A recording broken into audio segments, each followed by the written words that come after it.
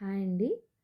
Job చేస్తూ పెళ్ళై పిల్లలు పుట్టిన తర్వాత నేను పిల్లలతో ఉండలేకపోతున్నాను. జాబ్ మానేద్దాం అనుకుంటున్న వాళ్ళకి నేను 2 విషయాలు చెప్దాం అనుకుంటున్నాను. ఒకటి ఫన్నీగా చెప్తా. ఇంకొకటి రిలేటివ్‌గా చెప్తా.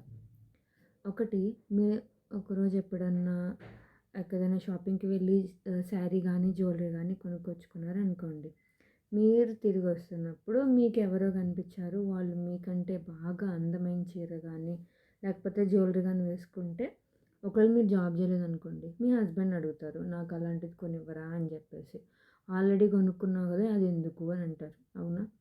అదే మీరు జాబ్ జేస్తున్నారనుకోండి, ఎలా అయినా నా నెక్స్ట్ సాలరీతో అలాంటిది కొనేసేయాలి అని అనుకుంటారు. దీనివల్ల ఏంటి? మీ ఇష్టాన్ని మీరు చంపుకోవాల్సిన పనుండదు. ఇంకొకటి రియలిస్టిక్. మీరే ఒక్కగానొక కూతురనుకోండి, లేకపోతే మిడిల్ క్లాస్ ఫ్యామిలీ అని అనుకోండి. మన పేరెంట్స్ ఒక ఏజ్ వచ్చేసాక వాళ్ళకి ఏదో ఒక హెల్త్ ప్రాబ్లమ్ వస్తూనే ఉంటుంది.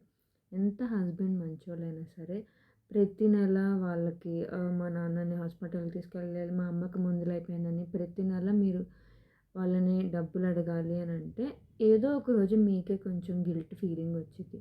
అదే మీరు జాబ్ చేస్తున్నారనుకోండి, మీరు కష్టపడిన డబ్బులతో మీ పేరెంట్స్ ఆరోగ్యాన్ని చూసుకున్నారనుకోండి, నన్ను చదివిపించినందుకు నేను వాళ్ళ రుణం తీర్చుకుంటున్నాను అనే ఒక సాటిస్ఫాక్షన్ మీలో ఉండిద్ది. సో, జాబ్ మానేసే ముందు ఒకసారి ఆలోచించండి.